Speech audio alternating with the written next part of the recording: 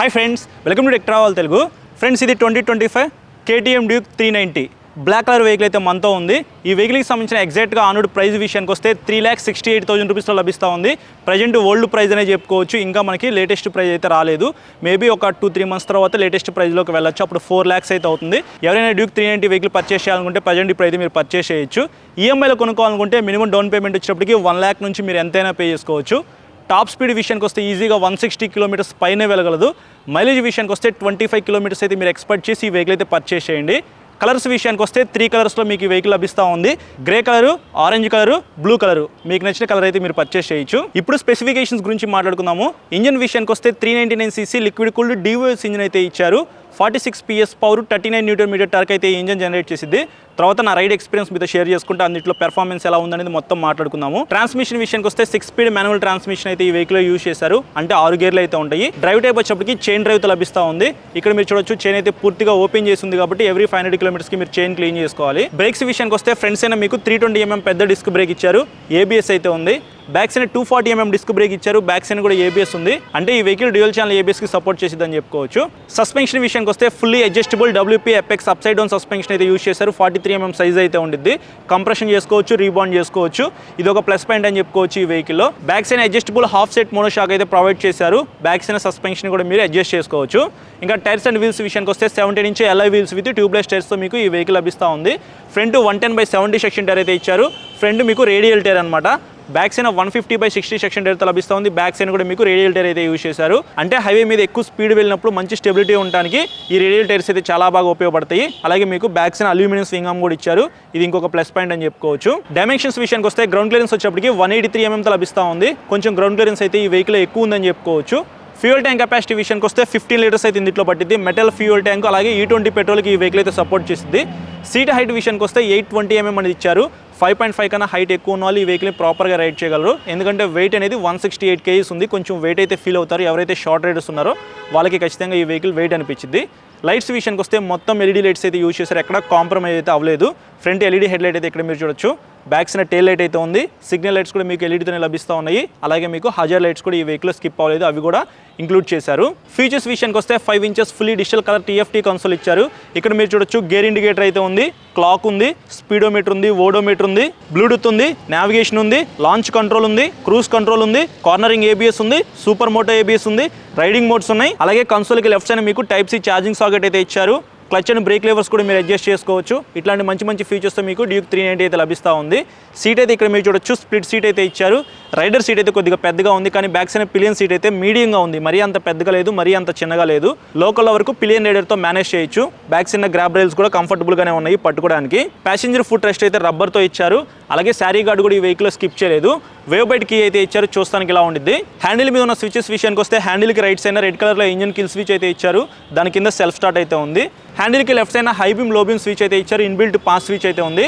తర్వాత cruise control కూడా ఈ వెహికల్ స్కిప్ చేయకుండా తీసుకొస్తా ఉన్నారు. ఇది ఒక ప్లస్ పాయింట్ అని చెప్పుకోవచ్చు. హైవే మీద మీరు లాంగ్ వెళ్దాము అని అనుకుంటే మాత్రం ఖచ్చితంగా ఈ క్రూజ్ కంట్రోల్ అయితే చాలా బాగా ఉపయోగపడుద్ది. దాని పక్కనే మీకు హజార్ లైట్ స్విచ్ అయితే ఇచ్చారు.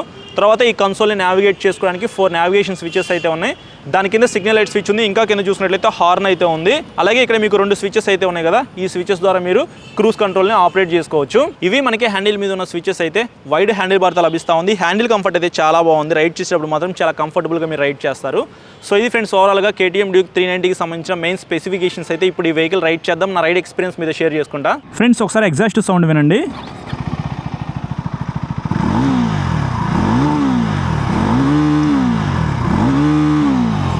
అండర్ బెల్లీ ఎగ్జాస్ట్ అయితే ఈ వెహికల్లో యూజ్ చేశారు. వైడ్ హ్యాండిల్ బార్ అనమాట. హ్యాండిల్ కంఫర్ట్ బాగుంది. సీట్ కంఫర్ట్ కూడా ఈ వెహికల్లో చాలా బాగుంది. కన్సోల్ విజిబిలిటీ డే టైం చాలా బాగుందన్నమాట. మీకు డల్గా కనిపించడం కానీ అట్లాంటివి అయితే ఏమీ లేవు.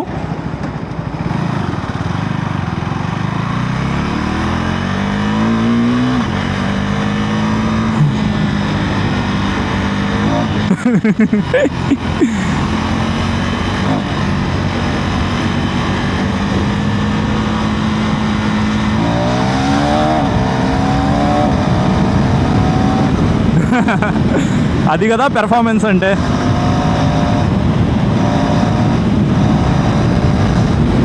సూపర్.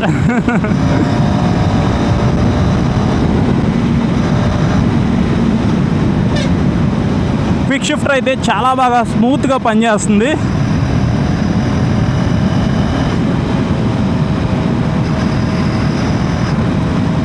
బ్రేక్స్ కూడా చాలా బాగున్నాయి. పెద్ద డిస్క్ బ్రేక్స్ అయితే ఈ వెహికల్ యూజ్ చేశారు కదా. ఇక్కడ మీరు చూడొచ్చు పెద్ద స్పీడ్ బ్రేకర్ అయితే వచ్చింది. ఇంజిన్ దగ్గర కూడా ఏమీ తగలలేదు. కానీ పిలియన్ రైడర్తో వెళ్ళేటప్పుడు బ్యాక్ సైడ్న కొద్దిగా హెవీ వెయిట్ ఉన్న పర్సన్ కూర్చున్నారనుకోండి, పెద్ద పెద్ద స్పీడ్ బ్రేకర్స్ క్రాస్ చేసేటప్పుడు జాగ్రత్తగా అయితే వెళ్ళండి. గ్రౌండ్ క్లియరెన్స్ ఎక్కువ ఉంది కదా అని చెప్పేసి ఎక్కువ స్పీడ్ అయితే వెళ్ళొద్దు. అండర్ బెల్ ఎగ్జాస్ట్ కూడా ఉంది అన్నిట్లోనూ.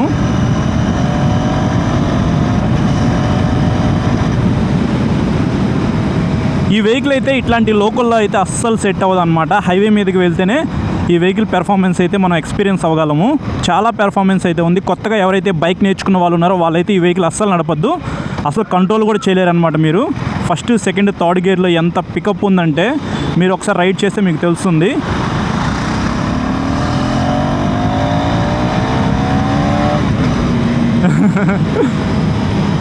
డిఓఎస్ ఇంజిన్ పెర్ఫార్మెన్స్ ఏందో మీకు డ్యూక్ 390 నడిపితే తెలుస్తుంది.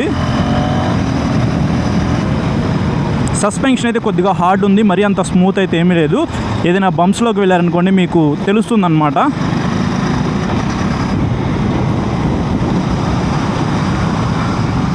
క్లచ్ కూడా స్మూత్గా ఉంది, హార్డ్ అయితే ఎక్కడ అనిపించలేదు. ట్రాన్స్మిషన్ విషయానికి వస్తే గేర్లు వేసేటప్పుడు మాత్రం మీకు స్మూత్గానే ఉంది, కానీ డౌన్ చేసేటప్పుడు మాత్రం నాకు అంత స్మూత్ అయితే అనిపించలేదు. కొద్దిగా హార్డ్ అయితే అనిపిస్తుంది నాకు. ఒక్కొక్కసారి స్మూత్గా డౌన్ చేయొచ్చు, ఒక్కొక్కసారి కొద్దిగా హార్డ్ అయితే అనిపిస్తుంది నాకు. ఈ వెహికల్లో మినిమం 3-4 లీటర్స్ అయితే పెట్రోల్ మెయింటైన్ చేయాలి. లేకపోతే మాత్రం మీకు స్పీడ్ బ్రేకర్స్ క్రాస్ చేసేటప్పుడు కానీ ఎక్కడైనా సిగ్నల్ లైట్స్ దగ్గర ఆగినప్పుడు కానీ ఆటోమేటిక్గా ఇంజిన్ అయితే ఆగిపోయింది అనమాట.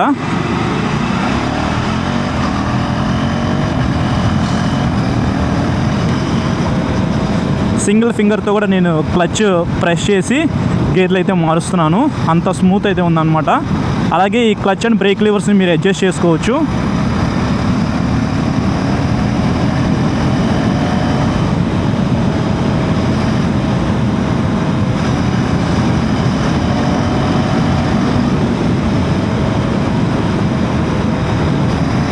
నాకైతే వెహికల్ చాలా కాంపాక్ట్ అనిపిస్తుంది. నా దగ్గర డ్యూక్ 200 అయితే ఉంది కదా, దాంతో కంపేర్ చేసుకుంటే ఈ వెహికల్ కొద్దిగా స్లిమ్ ఉంది. అదైతే కొద్దిగా హెవీ అనిపించింది నాకు రైడ్ చేసేటప్పుడు. టైర్స్ గ్రిప్ అయితే సూపర్ అన్నమాట. రేడియల్ టైర్స్తో మీకు ఈ వెహికల్ అయితే లభిస్తూ ఉంది. ప్రతి గేర్లో కూడా ఇంజిన్ పుల్ చాలా అంటే చాలా బాగుంది. 39 Nm టార్క్ అయితే ఈ ఇంజిన్ జనరేట్ చేసిద్ది అనమాట. అల్టిమేట్ పెర్ఫార్మెన్స్ అయితే ఈ వెహికల్లో ఉంది.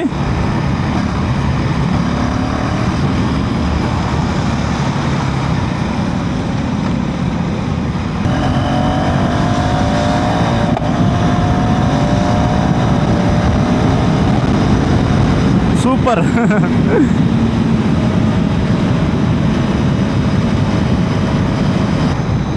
ఇంజిన్ హీట్ అయితే అవుతుంది.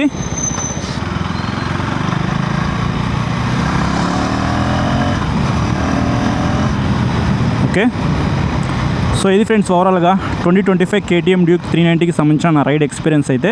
ఎవరైనా ఈ వెహికల్ పర్చేస్ చేయాలి అనుకుంటే మాత్రం ఫస్ట్ షోరూమ్కి వెళ్ళి టెస్ట్ రైడ్ చేసిన తర్వాత పర్చేస్ చేయమని చెప్తాను. ఫ్రెండ్స్ చూసారు కదా ప్రైజ్ అండ్ స్పెసిఫికేషన్స్, అలాగే నా రైడ్ ఎక్స్పీరియన్స్. డిఓఎస్ ఇంజిన్ లభిస్తూ ఉంది కాబట్టి వెహికల్ పెర్ఫార్మెన్స్ అయితే చాలా బాగుంది. చాలా ఫీచర్స్ అయితే ఉన్నాయి. ఇవన్నీ ఇందాక మీరు చూసారు కదా.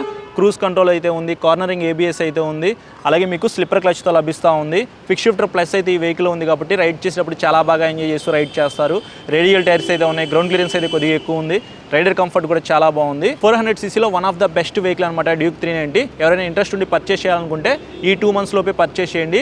నాకు తెలిసి నెక్స్ట్ ఇయర్లో ఈ వెహికల్కి సంబంధించిన ప్రైస్ అయితే పెరగచ్చు. 4 lakhs దాకా ఉండే అవకాశం ఉందని చెప్పి షోరూమ్ వాళ్ళు చెప్పారు. సో ప్రైస్ పెరిగే ముందే ఈ వెహికల్ అయితే పర్చేస్ చేయమని చెప్పి కోరుకుంటున్నాను. సో ఇది ఓవరాల్గా వీడియో నచ్చితే లైక్ చేసి మీ ఫ్రెండ్స్ అందరికీ షేర్ చేయండి. ఎవరైతే మన ఛానల్ సబ్స్క్రైబ్ చేయకుండా చూస్తున్నారో సబ్స్క్రైబ్ చేసుకుని పక్కన బెల్ ఐకాన్ క్లిక్ చేసి పెట్టుకుని నేను వీడియో పెట్టిన వెంటనే మీకు నోటిఫికేషన్ వస్తుంది. Thank you.